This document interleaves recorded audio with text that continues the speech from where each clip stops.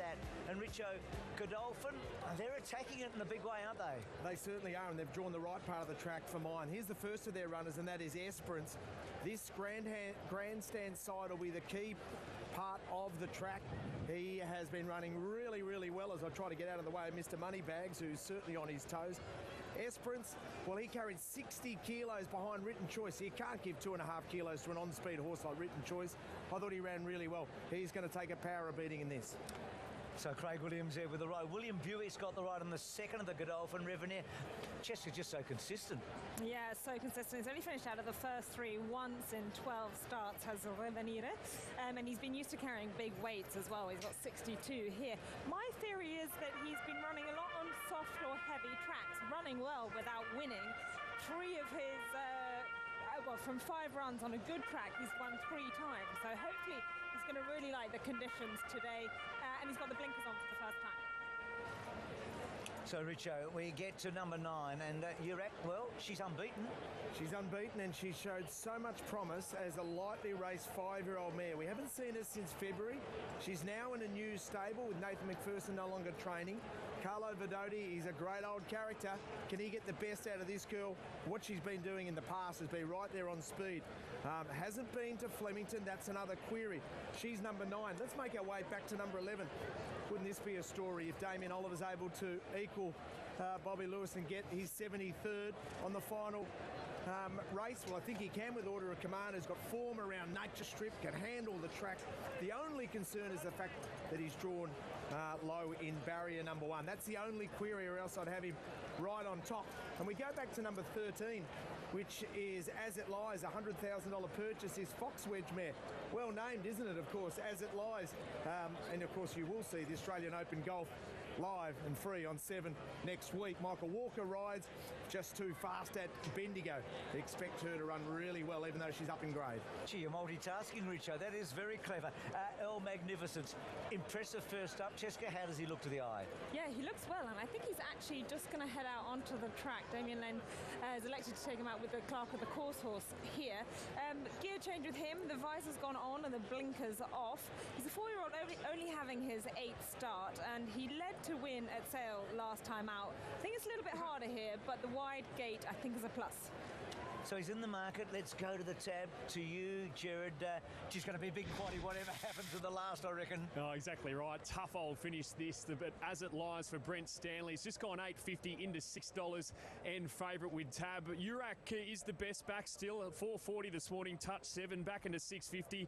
El Magnificence, it was $19 this morning, now $7. Order of Command is the second best back runner out of all the James Cummings 3. Esperance is best backed at $9.50. But there isn't many that they haven't backed here, Bruce. And 2 mares at the top there, Jared, as we sit right now, you reckon, As It Lies. So the grand handicap on what's been it has been a grand day of racing, a terrific crowd, over 67,000 people on a picture-perfect day at Flemington as we come to the final event for the Carnival.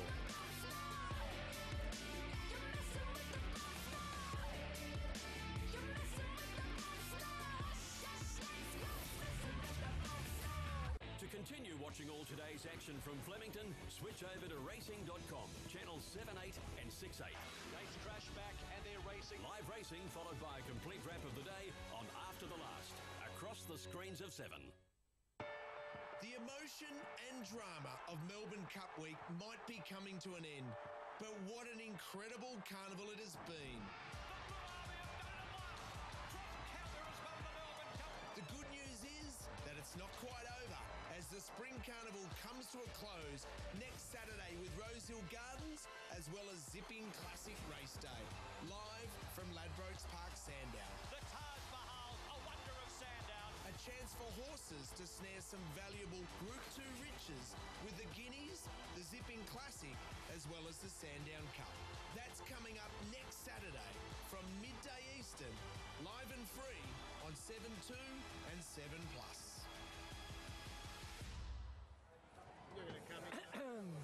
Oh, this was a highlight today. Adeline and Harvey with Monica Cummings and James Cummings there. They put on a show for us earlier, didn't they?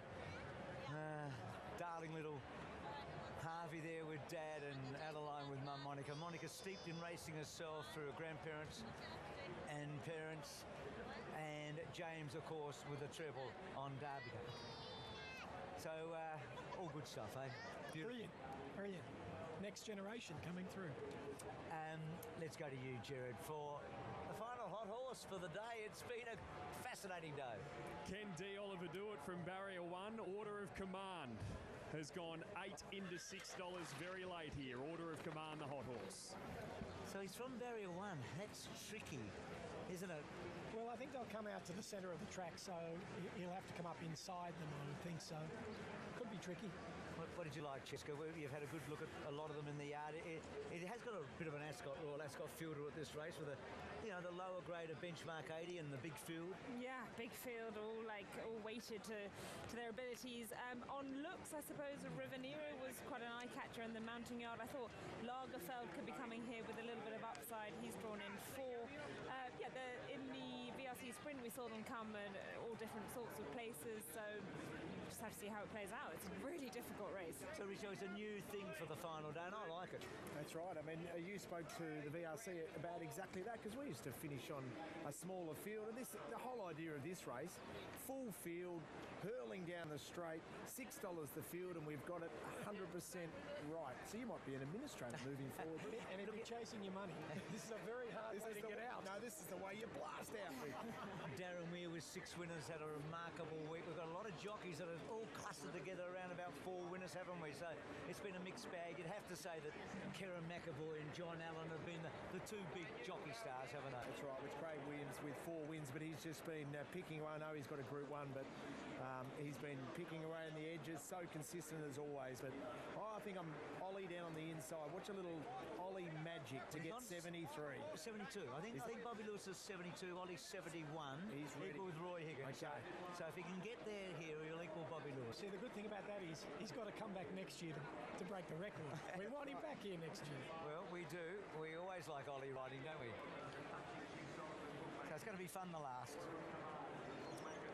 Matt, who took over from a legend and is on his way to becoming one. True. And that legend took over from one as well. So it's been lovely. Here's Matt for his call of the final event. And to complete the line, El Magnificence to wrap up 37 races of the Melbourne Cup Carnival. El Magnificence goes in and they're set to run. The Grand Handicap, 1100 metres, they're ready. Set to go. And they're racing.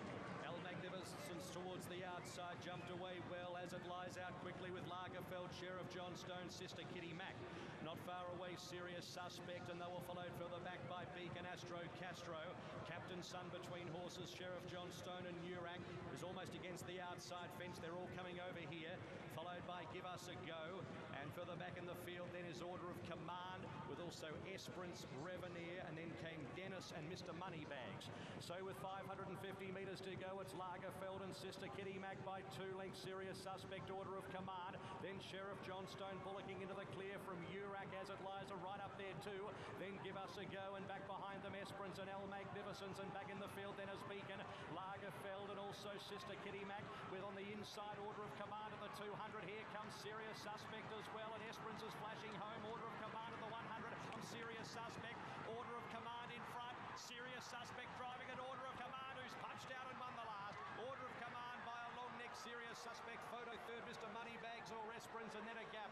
So Lagerfeld, Sister Kitty Mack, and next as it lies in Beacon, and further back was Reveneer and Astro Castro, Dennis, Sheriff Johnstone. Give Us a Go, and well back was Reveneer, Captain Sun. Then came Urak and El Magnificence towards the end. Bobby Lewis's last win, I reckon, was 1931. His 72nd win was 1931. Ollie's got 72 wins at the Melbourne Cup Carnival.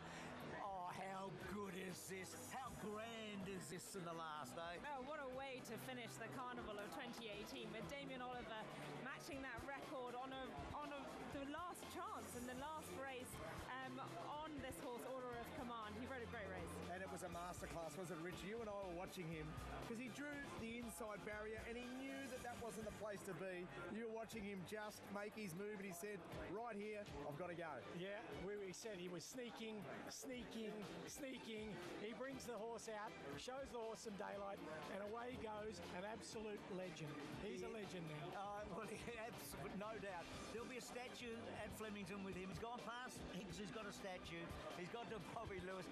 Great for Danny O'Brien. He's been through the mill. We know that. He's won a Cox Plate and a Caulfield Cup. His last 3, 4, 5 years have been horrendously hard.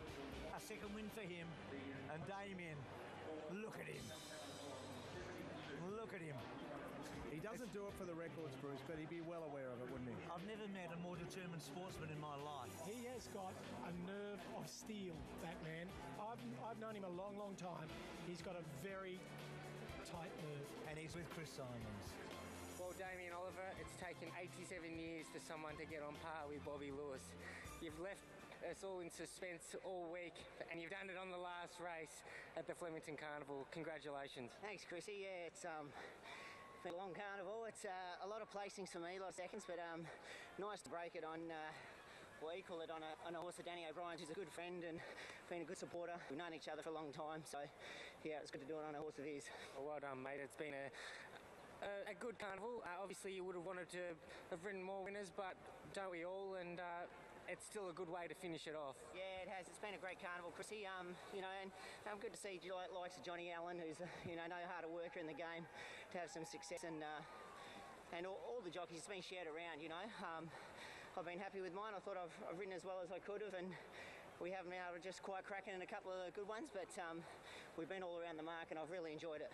Are we going to see Damien Oliver in 2019 at the Flemington Carnival? I hope so, Chrissy. Yeah, still enjoying it, but I'm not looking too far ahead. It's a good way to finish the carnival off, and we'll see what happens in the future. Well done, Damien. Thanks, mate. Yeah, 2 wins, 5 seconds. Chris, thank you. A wonderful job, you and Kevin. You've added so much to the telecast. We've really enjoyed it. It's been brilliant. So let's go to the VRC Sprint to look back at Santa Ana Lane. I mean, Anthony Friedman and Mark Zara, a horse that didn't cost a whole lot of money. He's won 4 Group 1s in about 14 months. He's gone from good to very good to great, really, because that's what he is, and that's what he's done. He won a Goodwood Stradbroke. No other horse, I think, has ever done that double, and now he gets the VR Sprint to go with the Rupert Clark. And then this was, trapped for fools, didn't get a run on the Cox Plate. What a story. On this very day, he was winning a minor race 12 months ago in Western Australia, and he's holding off 2 Derby winners, Latrobe and Extra Brute. It really was one heck of a race, and it was about the trainer and about this jockey, a jumps jockey, who really, really has become a star in Australian racing, and we just love his work ethic. Good bloke, modest, and he's had a week to remember forever.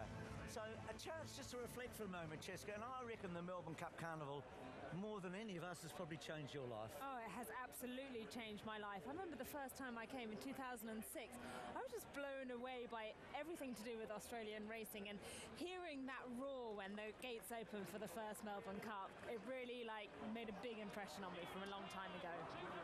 Is it hard to watch again? I've watched it plenty of times, I tell you, in the interim, and I've watched it plenty of times this week. And don't forget, the year before we were second with Purple Moon as well, so incredibly proud as well of my dad and the achievements to bring 2 horses to finish second in 2 Melbourne Cups. And then, of course, after that and all the drama, Bart with his 12 and so close yet so far for Dad a second. And then Kalo Shot comes out and wins the McKinnon for you. Oh, this was lovely. I mean, you would have thought I owned the whole horse the way I reacted, but I have a very, very small part of him. But it was a lovely story. He came from France. He really did so well to achieve everything he has achieved in his career. He's gone on to be a 3-time Group 1 winner. And that day was just really, really special with Terry Henderson and the team, with Ben Mellum in the saddle. It was great. And for you, Richard, I mean, the Freemans, and there was a moment in 2005 that had never been done before. No, it was a wonderful day when the great mare decided that she'd turn up and win her 3rd cup. No horse had ever done it before. No horse might ever do it again. And she'd had the drama of losing her best friend, Mummify, during one of her campaigns. And to come back and do this moment here, with Glenn Boss on her, pointing at her, saying she knows what she's done. Yeah, absolutely. It's a great moment. Makybe Diva, the one and only to have won 3 Melbourne Cups. And Richo, that's hard to beat. It really is. There's not a better equine story in this race. But there was a story 3 years ago that just blew us away. And that was Michelle Payne at 100 to 1, a female rider winning the Melbourne Cup. And at the end of the day, that's what it's all about. It's about the people involved. We love the horses, and the racing industry loves the animal. But for us here on 7, the fact that the jockeys and the trainers have been so accessible to us has been superb, and we thank them. And for Michelle Payne, I mean, that's a moment I'll never ever forget. And the reality is our kids and grandkids and great-grandkids and great-grandkids will always talk about the very first female rider to win the Cup. Well, what about you, Bruce? You've been involved for longer than all of us. Look, the three that jump out. There's Damien in 2002 with Media Puzzle, Looking to the Heavens. There's Makybe Diva, and there's the one that Richo just talked about. I mean, because it had the whole lot. And I think it's probably Michelle for me and Stevie and all of that. But there's been one other thing that I've absolutely adored over the years, and that's Neil Kearney and his work. He's just been at the right place at the right time. And we had the very best example of this 2 years ago when Heartbreak City almost won, and this is what happened.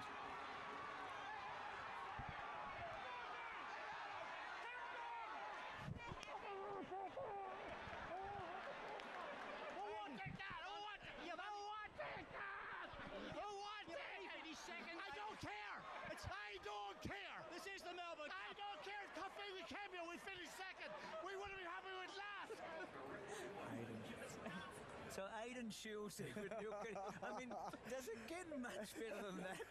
I love Neil's face. He was just in absolute disbelief. He is remarkable. We're very sad to have our very last day here covering the Cup Carnival, and huge respect to Neil and to Pete Donegan and Paddy Welsh and Johnny Letts and Simon Marshall. The list goes on. We're not leaving anyone out. Everyone has played their role, captained by you, Bruce, and it's been an honour to stand alongside you. And same, and the guys you've mentioned and the women, I mean, they've all done a superb job, absolutely. And those guys, not with us today, but they're always going to be with us, aren't they? And what about everyone behind the scenes? This doesn't happen without a huge team of people. You know who you are, and we couldn't mention all of them, but they're the ones that make us look good. They are fantastic. They put on the best broadcast you'll ever see of horse racing. Look, it has. It's been just such a privilege. And look, the thing is, and it's no idle boast, we still have a huge commitment, not only to sport. It's the best network, and I'll say that because we have the things that we love, the AFL and the Olympic Games and so on, but our racing commitment is unabashed. It continues. The championships are growing. I believe Winx will probably go to the championships, and we'll be there for that finale. We'll be at the Magic Millions, which you've played such a massive part in, haven't you, Jessica? And we'll continue to do so. Really enjoyed it, and yeah, you're right. Channel 7 has had a huge commitment to racing and helped to improve and expand the reach of racing amongst Australians and further afield. And so that's in the autumn, and then we come into the spring next year where we'll have all the build up to the Everest, which is a phenomenon. I mean, it's going to be worth $15 million next year. And Winx going for 5. Well, who knows? we didn't press Huey today. We sort of tell us Huey, and he just played a straight bat, didn't he? He refused to, and then the Caulfield Cup and the Cox Plate. So that's the way it is. So it's a farewell with a difference. It's a farewell with a difference. It's been a wonderful honour to work with friends. It really has. And Richard, you touched on this. So a massive effort by the people behind the scenes. I mean, there's all these people you don't see that have worked with dedication, determination, and honestly, great skill. And we are so proud of them. And then there's the participants in the game, the trainers, the jockeys that have helped us, the owners that have helped us, the strappers that have helped us, and the administrators that have helped us. We thank them so much. And then there's the viewer.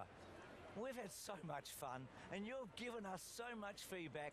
Thank you for that. It has been an absolute privilege. We've loved it, coming into your homes and being able to talk. And finally, to the VRC, and to Amanda Elliott, and to her team. From our team at 7, we wish you all the very best for the race that will always stop a nation.